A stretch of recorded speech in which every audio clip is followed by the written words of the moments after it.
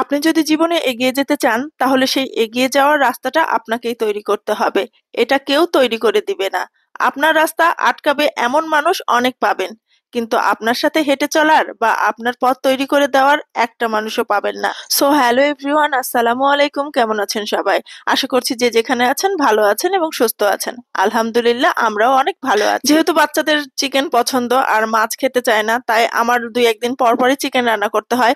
তো ভাবলাম আজকে একটু ভিন্নভাবে চিকেন রান্না করি, তাই সবকিছু বাটা মশলা করে নিয়েছি। বাটা মশলা বলতে ব্লেন্ডারে ব্লেন্ড করে নিয়েছি। জিরা আর শুকনা মরিচ একসাথে ব্লেন্ড করেছি, আদা ব্লেন্ড করেছি, রসুন ব্লেন্ড করেছি, আর আর হাফ চামচ ধনিয়া গুঁড়া দিয়েছি, আর শাহি গরম মশলা গুঁড়া দিয়েছি 1 চামচ। এদিকে পুঁইশাকের ফল বা পুঁইশাকের মিচুরি সিদ্ধ দিয়েছিলাম, সেটা সিদ্ধ হয়ে গেছে। এখন রসুন পেঁয়াজ দিয়ে আমি একটু তেলে দিয়ে নিব। এটা আমার শ্বশুরবাড়ির এলাকায় মিচুরি বলে, আর আমাদের রাজশাহীর এলাকায় বলে পুঁই মুচরি। যাই হোক, পূর্বের কথায় ফিরে আসি। আপনার রাস্তাটা কিন্তু আপনাকে তৈরি করতে হবে। ওই রাস্তা যত কাটা থাকবে সেই কাটা প্রতিবন্ধকতা কিন্তু আপনাকেই সরাতে হবে। আর সেগুলোর মধ্যে প্রধান যেগুলো, সেগুলো হলো মানুষের কমেন্ট বা মানুষের কথা। মানুষ অনেক কিছু বলবে, আপনি যাই করবেন, ভালো করলেও বলবে, খারাপ করলেও বলবে। তাই মানুষের কথায় কান না দিয়ে নিজের মতো করে চলুন, নিজের গতিতে চলুন। তাহলেই দেখবেন একটা সার্টেন জায়গায় যখন পৌঁছে যাবেন, তখন মানুষের কথা বলাটা এমনিতেই বন্ধ হয়ে যাবে। সবচেয়ে বড় বিষয়, জীবনে এগিয়ে যাওয়ার রাস্তাটা কেউ তৈরি করে দেয় না, ওটা নিজেকেই তৈরি করতে হয়। দুপুরে রান্না বান্না আর সারাদিনের সব কাজ কাম শেষ করে আমি বিকেল টাইমে ছোট কন্যাকে নিয়ে একটু বাইরে বের হলাম। যেহেতু মাসের শেষের দিকে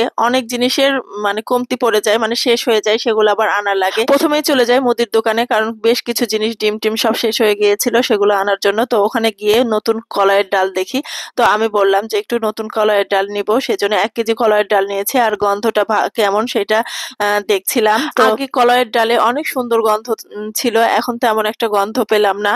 তারপরেও নিলাম 1 কেজি। তারপরেও সেখান থেকে চলে গেলাম কসমেটিক্স এর দোকানে। কসমেটিক্স এর দোকানেও কিছু দরকার ছিল, আর বাসায় যেহেতু গেস্ট আসবে, কিছু বেকারি আইটেম, কেক, বিস্কিট এগুলোও দরকার ছিল, সেগুলোও নিলাম। আগে বাইরে বাজারে গেলে বা কোথাও গেলে বড় কন্যা যেত, এখন আর বড় কন্যা যেতে চায় না, এখন আবার ছোট কন্যা যেতে চায়, তাই ছোট কন্যাকেই নিয়ে যায়। কেনাকাটা শেষ করে মা মেয়ে একসাথে আমরা রিক্সায় উঠে পড়লাম। আর আমার বাবু বলছিল যে মা আমাকে একটু ভিডিও করো, তো আমরা টুকটুক করে ভিডিও করতে করতে বাড়িতে চলে আসলাম। এখন আপনাদের সাথে শেয়ার করি যে কি কি কিনলাম। এখানে দেশি পরোটা, যেটা প্রিমিয়াম পরোটা, সেটা এক প্যাকেট নিয়েছি, আর 2টা বাটার বান নিয়েছি, একটা ড্রাই কেকের প্যাকেট নিয়েছি, আর 2টা ডানো লিকুইড দুধ নিয়েছি। ডানো লিকুইড দুধ এর আগে আমি কিনিনি, প্রাণেরটা কিনেছি কিংবা আড়ং-এরটা কিনেছি, কিন্তু আজকে ডানোরটা কিনলাম, দেখি কেমন।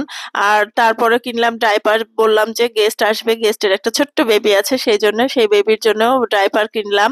আর আগেই তো বলেছি যে কলাইয়ের ডাল কিনবো, তো 1 কেজি কলাইয়ের ডাল কিনেছি। রিন পাউডার শেষ হয়ে গেছিল, সেইটা কিনলাম। 1 কেজি ডিম কিনলাম, আর কোয়েলের ডিম নিয়েছি। তাছাড়া তেল, ভীম এগুলো শেষ হয়ে গেছিল, সেগুলোও নিয়েছি।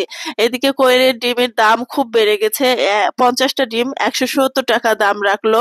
আজকে কসমেটিক্স এর দোকানে গিয়ে একটা ছোটবেলার একটা জিনিস ব্যবহার করতাম, সেইটা দেখে নিয়ে নিলাম। তিব্বত পেট্রোলিয়াম জেলি ছোট্ট একটা নিয়েছি। তো ছোটবেলায় আমার স্কুলের ব্যাগেও কিন্তু সবসময় ওইটা থাকতো, আমি সবসময় স্কুলের ব্যাগে রাখতাম, খুব ভালো লাগতো ওইটা, লেমন ফ্লেভার, সেজন্য ওইটা দেখা মাত্রই নিয়ে নিলাম। এখন প্রত্যেকটা জিনিসপত্র বের করার পর যেটা যেখানে রাখার দরকার সেগুলো গুছিয়ে সব রাখছিলাম। বাজার থেকে যেসব জিনিসপত্র আনলাম সেগুলো গুছিয়ে রাখি, আর আপনাদের সাথে বিদায় নিয়ে সবার জন্য অনেক অনেক দোয়া এবং শুভকামনা জানিয়ে আজকের মতো এখানেই বিদায় নিই। আজকের ভিডিওটি কেমন হয়েছে অবশ্যই জানাবেন। দেখা হবে নেক্সট কোনো সুন্দর ভিডিওতে, সে পর্যন্ত আল্লাহ হাফেজ।